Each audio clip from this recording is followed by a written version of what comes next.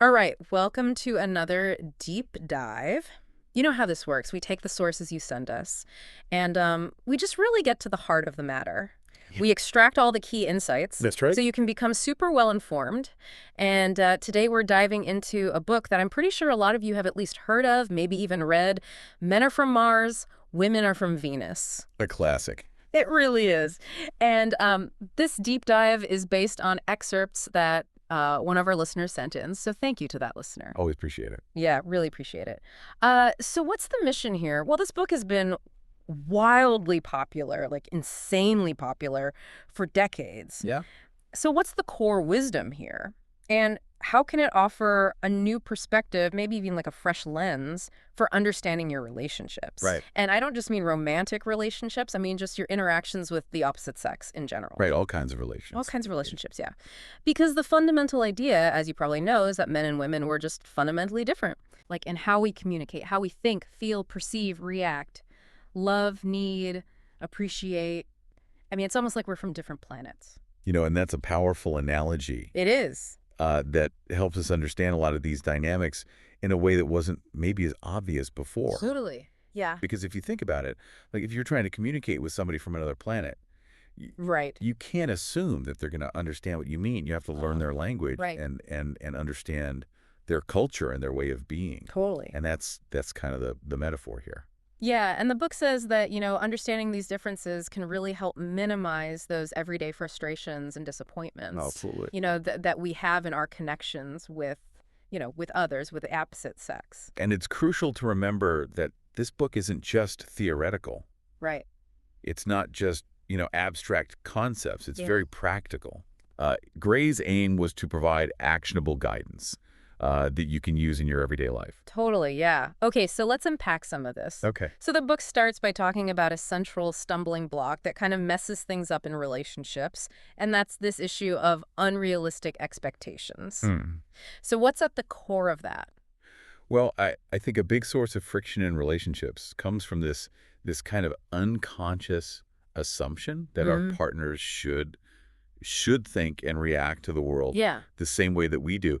And when they don't, Right. it's easy to kind of judge them Yeah. and think that there's something wrong with them. Like they're not good enough. Right. Yeah, Yeah. yeah. Not good enough, or Yeah. that they're not doing it right. Totally. And this kind of thinking can lead to some pretty common patterns in relationships. Yeah. But according to Gray, they're not really helpful patterns. No, they're not. So what are we talking about here? Well, for example, women often have this kind of natural instinct to want to nurture and improve the men in their lives, right? Like Yeah. they think they're offering support or trying to help them grow. Totally. And on the flip side, men often feel a need to kind of fix the women around them Yeah. as if they've identified a problem Yeah. that needs a solution. Mm. But Gray's point here is that Yeah. that's not really what nourishes relationships. It's just not about correcting. Right. Yeah. It's not about correcting. It's about understanding Right. and accepting Yeah. and really just having affection. Right. Like genuine acceptance. Right. Yeah. Not trying to change the other person. Yeah. I love that. It's like we're coming at each other with these totally different assumptions about Yeah. what the other person needs, Yeah, absolutely. It reminds me of that part in the book where he talks about the historical context, because he says, like, for the first time in history, men and women are not only, like, working side by side, Yeah. like, in huge numbers. Never before. Never before, but we're also expecting more romance and intimacy More. in our personal lives than ever before. More than previous generations. Yeah. So, like, this convergence, it's like, okay, Yeah. now it's super important to understand these differences. Yes. So we don't just go around, like, blaming our partners when our needs and reactions are just, like, totally different. Absolutely. So to make these ideas really stick, I think it would be helpful to look at a concrete example. Yeah, absolutely. And Gray shares a story from his own life with his wife, Bonnie, after she had surgery. Oh, yeah, this is a great example. Can you tell us a bit about that? What happened there? Sure. So Bonnie, she was having a lot of pain after surgery. Oh. And she ran out of her pain medication. And so instead of calling John directly, she happened to mention it to his brother, who was visiting. And he unfortunately forgot to to pick it up for her. Mm-hmm. So Bonnie ends up spending the whole day, like, in pain, Oh, that's trying to take care of their newborn baby Mm. and just really suffering. Wow. And then John gets home, Yeah. and he totally misreads her distress. Oh. He thinks that she's, like, accusing him the gosh. of not taking care of her. Mm. And it just explodes from there. Wow. So how did that like escalate? So Bonnie starts expressing, like, how much pain she's in and Yeah. how she felt abandoned Yeah. and just really let down. Yeah. And John gets defensive and Right. starts questioning why she didn't call him directly. Mm. And he feels like he's being blamed for something that he didn't even know about. Right. And gets really heated, and they're saying harsh things to each other. Yeah. And at one point, John's, like, ready to just walk out. Oh, wow. But then there's this really pivotal moment. Okay. Bonnie she gets really vulnerable, and she begs him to stay. She says something like, Yeah. "This is when I need you the most. I'm hurting. I'm exhausted. Please just listen to me." Wow. And she even calls him out and says, like, "You're acting like a fair weather friend. You're only here when things are good." Right. And then she just asked him to hold her Mm-hmm. without saying a word. Just hold her. Wow. And what was the impact of that? It was huge. For John, it was like a light bulb went off. Mm. He had this epiphany about what unconditional love really means. Yeah. He realizes that it's about being there Right. during the tough times, the vulnerable times. That's just when it's easy. Not just when it's easy, when Yeah. things are fun and light. Mm. And he always thought of himself as a living partner, but he recognized this pattern in himself, Right. of withdrawing or Mhm. getting argumentative when Bonnie was upset. Mm. And so he stayed. He held her. Yeah. And he really felt like that was an act of real love. Yeah. It's such a powerful shift, from wanting to Fix or Yeah. defend Yeah. to just offering presence and comfort. Presence and comfort, absolutely. And, Gray tells another story about this couple, Jim and his wife, who were actually on the verge of divorce. Wow. And it was understanding these fundamental Martian and Venusian differences that allowed them to reconnect Wow. and rediscover their love. And Jim actually credits these insights with giving him back his wife, Wow. So, I mean, these personal stories really highlight how impactful this stuff can be. It's real world stuff. Real world, yeah. Yeah. Okay. So we're starting to get a sense of why this perspective matters. Right. But let's dive into some of the specific differences that Gray talks about. Okay. One of the first ones he mentions is this contrast between giving advice and offering support. Right. So how does that play out? Like, what's the Martian-Venusian dynamic there? Well, this is a classic area where men and women often clash. Martians, they're very solution-oriented. Right. So their instinct is to offer advice when someone's having a problem. Yeah. And to them, this is like the most helpful thing they can do. Shows that they care. Right. They want to help. Yeah. But they also tend to be very sensitive when they receive unsolicited advice. Yeah. Like, to them, it can feel like a criticism Right. of their competence. Yeah, like, I've got this handled. Yeah, exactly. Like, I can handle this myself. Mm. I don't need you to tell me what to do. Yeah. Now, Venusians, on the other hand, Right. they offer help and advice from a place of care and connection. Mm. So for them, it's a way of showing that they're invested Right. and that they want to be supportive. Right. But this can often be misinterpreted by men. Totally. And that there's that really relatable example Gray gives about Tom getting lost while driving. Oh, yeah. Do you remember that Yeah, one? yeah. So Tom is driving around, and Mary notices that he's gone around the same block like 3 times. Yeah. And so she suggests that he call for directions. Right. Just trying to be helpful. Yeah, just trying to help. Prevent frustration. But Tom just clams up, Mm-hmm. gets really quiet and withdrawn, Right. and it's just this awkward tension for the rest of the night. Yeah. And Mary, she was just trying to help, Yeah. but Tom felt like she didn't trust him to figure it out on his own. Right. Like she was questioning his competence. Exactly. Yeah. Exactly. And it's, it seems like such a small thing, but it really illustrates that Martian sensitivity. It does. Yeah. And this dynamic also works in reverse. Oh, absolutely. Right. Yeah. Like Gray talks about Mary coming home from work feeling stressed and just wanting to talk about her day. Right. And Tom, being a Martian, immediately jumps into problem-solving mode. Of course. Maybe you should find a new job, or why don't you try this with your colleague? Yeah. Classic Martian response. So how does that land with Mary? Not well. Not well at all. For Venusians, sharing their problems is often just about being heard, Right. understood, Yeah. acknowledged, Yeah. not necessarily getting a solution. Right. So Tom's well-intentioned solutions Yeah. end up shutting down the conversation Mm. and make Mary feel like her feelings aren't important. Like they're being dismissed. Yeah, dismissed, Yeah. and that he doesn't really care. So the takeaway here for men is to really practice just listening Yeah, without immediately trying to fix everything. absolutely. Just being present, Yeah. listening empathetically, Yeah. that can be so supportive for a woman in that moment. Totally. And for women, Yeah. Gray advises, holding back on giving unsolicited advice or Right. criticism, Right. because that can actually make men more attentive and responsive in other areas. Exactly. Yeah. So, listener, next time your partner comes to you with a problem, try resisting that urge to solve it. Yeah. Just listen. Listen. You might be surprised by the difference it makes. You might be. Okay, another big difference that Gray explores is how men and women deal with stress. Right. He talks about caves versus talking. Yeah. Yeah. Can you unpack that a little bit? So Martians, when they're stressed or overwhelmed, Yeah. they have this tendency to retreat Mhm. into their cave. Right. And this isn't necessarily a physical cave. Yeah. It's more like a mental state Right. where they seek solitude to Exactly. process their thoughts, Yeah.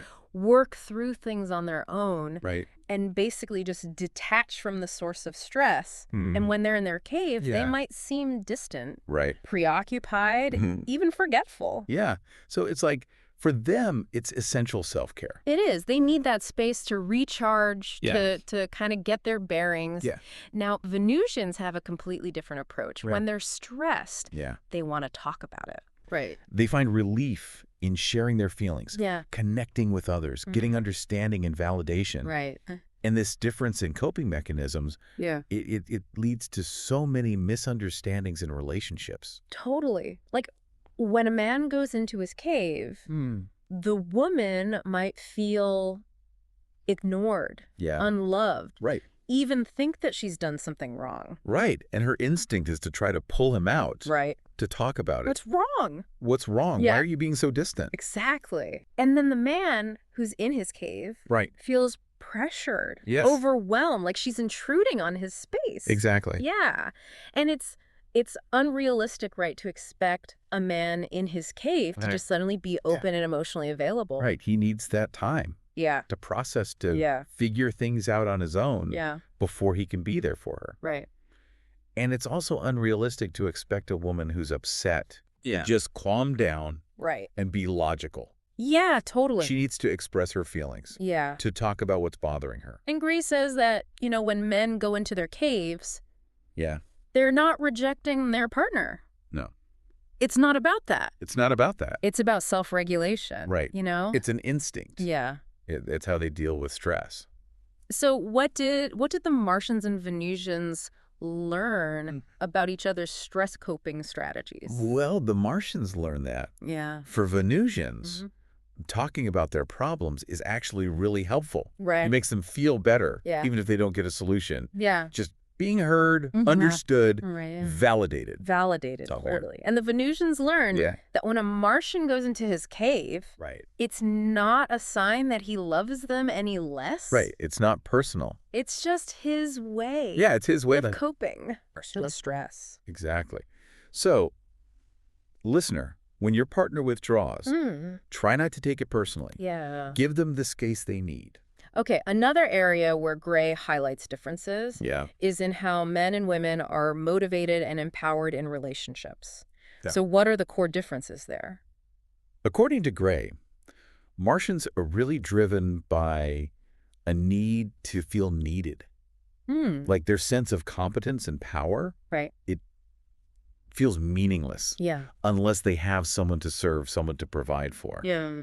And even a subtle invitation from a woman, at the beginning of a relationship, Yeah. can be incredibly empowering for a man. Right. It Right. it taps into that core Martian drive. Like they have this like built-in desire to be the Yeah. protector, the provider. Exactly. Yeah, Yeah. Now, exactly. Venusians, Oh, they yeah. find motivation and empowerment in feeling cherished, Yeah. loved, and appreciated. Appreciated, right. So, very different sources of fulfillment.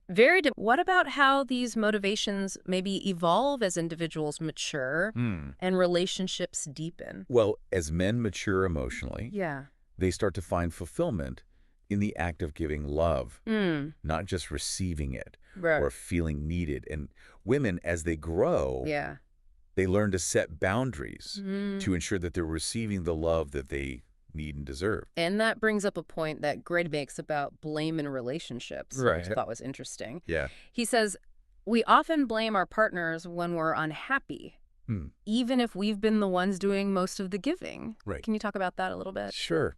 So let's say a woman has been giving in a relationship, Right. and she starts to feel drained and resentful. Right. Her initial reaction might be to blame her partner for not giving enough back. Right. But Grace says it's really important to look at your own contribution to the dynamic. Hmm. Sometimes a woman might be overgiving without setting clear boundaries. Right. And that can actually create the imbalance Yeah. that's making her unhappy. Right.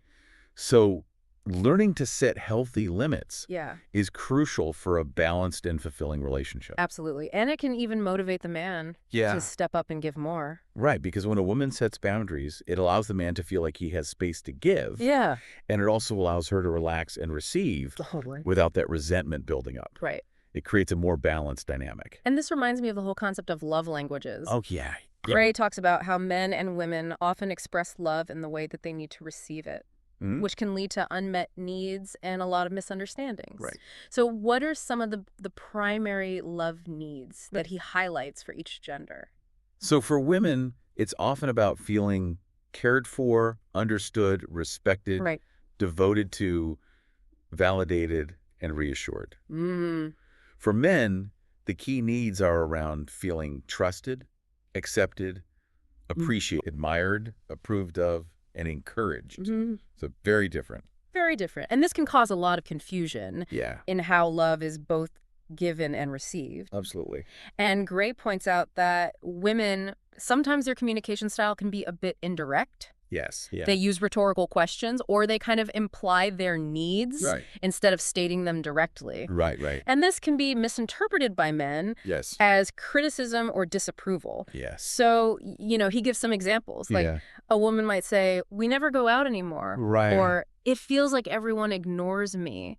Mhm. And how do you think a man typically interprets those kinds of statements? Well, a man might hear that as you're failing as a partner. Right. Or you're not loving and attentive enough. Right. When really, the woman is just expressing a feeling of loneliness. Right. Or a desire for more Connect. connection. Yeah. So it's really important to learn to translate these different emotional languages Right. so that we can understand the underlying need Totally. and respond to it in a way that's actually helpful. Yeah, and it's also interesting how he talks about the different ways that men and women process information, Yeah. which is kind of related to their communication styles. Absolutely, yeah. Women, they often think out loud. They Yeah. share their stream of consciousness as they're figuring things out. They process verbally. Yeah. Yeah, they process verbally. It helps them clarify their feelings and Yeah. get to the heart of what they want to say. Yeah. And men, they tend to process internally. Yeah. Like they mull things over in silence Silently. before they formulate a response. Right. They want to have the answer Yeah. before they start talking. Yeah. And that can take time. Yeah, sometimes hours. Sometimes hours, yeah. And Gray also mentions this Venusian need for men to worry about them when they're upset, Yes. which seems counterintuitive to, like, the typical Martian response, right? So, like, It is.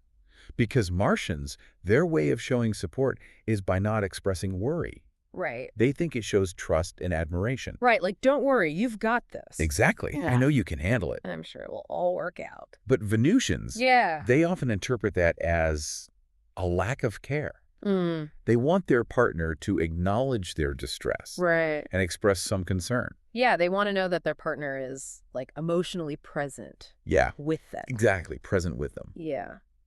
Another fascinating concept that Gray introduces is the male intimacy cycle. Oh, yeah. The idea of men being like rubber bands in their relationships. Can you explain that a little? So even when a man is deeply in love and committed to his partner, Right. he's going to have this periodic need to pull away, Right. to reestablish his sense of independence. Mm. And it's not a conscious choice Right. or a reflection of his feelings for her. Yeah. It's more like an instinct. Like a rubber band that needs to Like a rubber band. snuff out. Snap back to its original form Yeah. before it can be stretched again.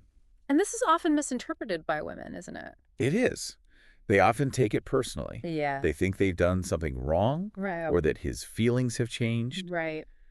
And part of the reason for this misinterpretation Yeah. is that women tend to pull away for different reasons. Hmm. Often it's because of a lack of trust Mm. or a fear of being hurt. Right. So they assume that men are doing the same thing. Right. So it's important to remember that a man's withdrawal Yeah. isn't necessarily triggered by conflict Right. or disappointment in the relationship. Exactly. It's just this natural cycle for them. And when he springs back, Yeah. he typically resumes the connection Yes. where it left off. Right. It's not like they need this Yeah. big readjustment period. Right. Right. So what advice does Gray give to women Okay. when they feel a man pulling away? Don't take it personally. Yeah. Yeah. Give him space. Right. Trust that he will return. Mm. And also avoid having these big, intense conversations about feelings when he's in that pulling away phase. Right. Because that can actually make him want to withdraw even more. Mm. Because for men, sometimes too much intimacy can be overwhelming. Totally. They need that space to Yeah. kind of recalibrate. Okay, now let's switch gears and talk Yeah. about the female emotional wave. Hmm. What's that all about? So this describes the way that a woman's self-esteem and her capacity to give and receive love Mm. tends to fluctuate in a cyclical pattern, Mm. like a wave, Like a wave, yeah. Yeah. Rising and falling. rising and falling. Mhm.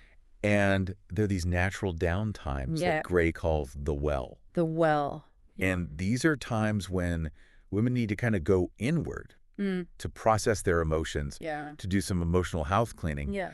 And they might seem more sensitive, Right. more emotional, Yeah. more needy during these times. So it's like a natural cycle for them too. It is. Yeah. It is. And Gray really cautions men against trying to fix this. Right. Because that just makes women feel worse. Right. It invalidates their feelings. Yeah. What they need is support, Right. understanding, Yeah. and space to experience their emotions without judgment. Totally. And are there certain themes or issues? Host speaker